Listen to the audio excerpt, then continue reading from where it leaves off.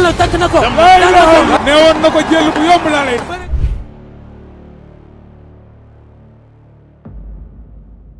ñu ngi ziar bu baax sant yàlla bu baax. tey ko andi.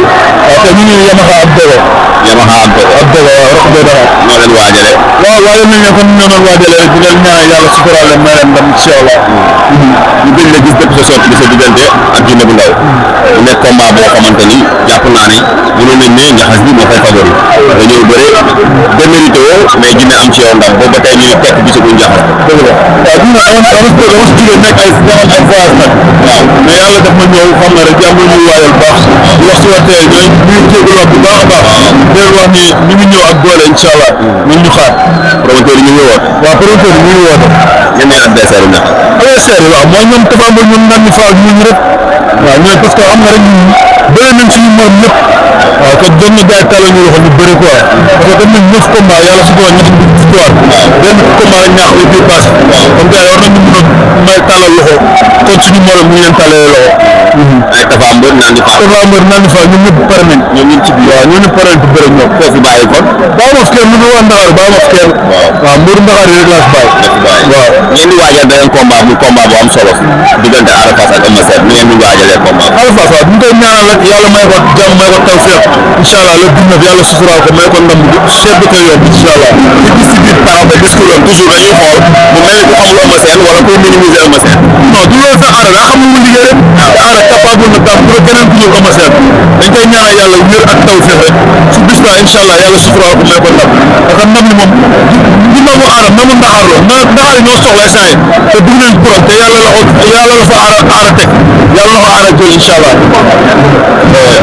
kon ñaxas gi mën nañ jàpp ne incha allah du yàgg dara bu soog ñu dégg ñuy naxas gi combat am taxaw. waaw gars yi ñu am naa si yaakaar balaa mën na am suñu semaine sax.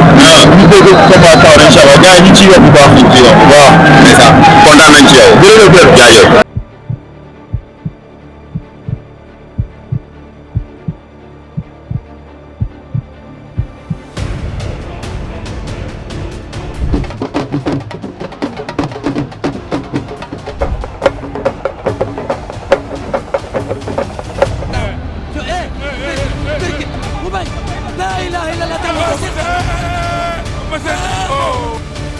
Jallo takk na ko.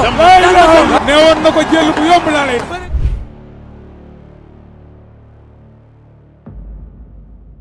ñu ngi ziar bu baax dégg naka waar. sant yàlla bu baax. tey ko andi. waaw te ñu ngi Yamaha ab dogo. Yamaha ab dogo. ab dogo waaw rek booy Dakar. noo leen waajalee. waaw waajal nañ leen comme ni ñu doon waajalee rek di leen ñaanal yàlla suturaal leen may leen ndam incha allah. ñu gëj la gis depuis sa sortie bi sa diggante ak Jinne bu Ndaw mu nekk combat boo xamante ni jàpp naa ne mënoon nañ ne ñaxas gi moo fay favori nga ñëw bëre démérité woo mais Jinne am ci yow ndam boobu ba tey ñu ni tekk gisaguñ ñaxas bi. dëgg la waaw gis nga dama si jógee nekk ay voyage nag. waaw mais yàlla def ma ñëw xam nga rek jàmm la ñuy waayal bu baax. di wax si waxtee ñooy ñu ngi jégalu wax bu baax a baax. di leen wax ni ñu ngi ñëw ak doole incha allah nañ ñu xaar. promoteur yi ñu ngi woote. waaw promoteur yi ñu ngi woote. ñenn ñooy adversaire yu ñaxas. adversaire yi waaw mooy ñoom Tapha Mbeur ñoom Ndandi Fall ñooñu rek waaw ñooy parce que xam nga rek ñun bëri nañ suñu morom ñëpp waaw kat jot na gars yi tàllal ñu loxo ñu bëri quoi parce que def nañ 9 combats yàlla su ko ñu am victoire benn combat la ñaax bi bii passé kon gars yi war nañu mën a may tàllal loxo kon suñu morom ñu leen tàllalee loxo. ay Tapha Mbeur Ndandi Fall. Tapha Mbeur Ndandi Fall ñoom ñëpp pare nañ. ñoom ñëpp ci biir waaw ñoom ñëpp pare nañ pour bëri ak ñoom. koo fi bàyyi kon. bàyyi ma fi kenn lu dul waa Ndakaaru bàyyi ma fi kenn. waaw Mbour Ndakaar yi rek laa fi bàyyi. waaw ngeen di waajal beneen combat muy combat bu am solo diggante Ada Fass ak Eumeu Sène nu ngeen di waajalee combat bi. Ada Fass waaw ñu ngi koy ñaanal rek yàlla may ko jàmm may ko tawfeex incha allah le 19 yàlla suturaal ko may ko ndam bu seet bi koy yomb incha allah.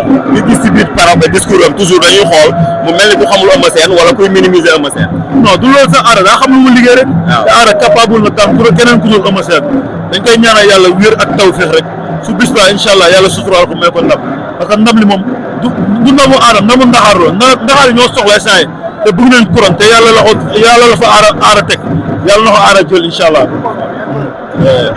kon ñaxas gi mën nañ jàpp ne incha allah du yàgg dara bu soog ñu dégg ñuy naxas gi combat am taxaw na. waaw gars yi ñu am naa si yaakaar balaa mën na am si biir semaine sax.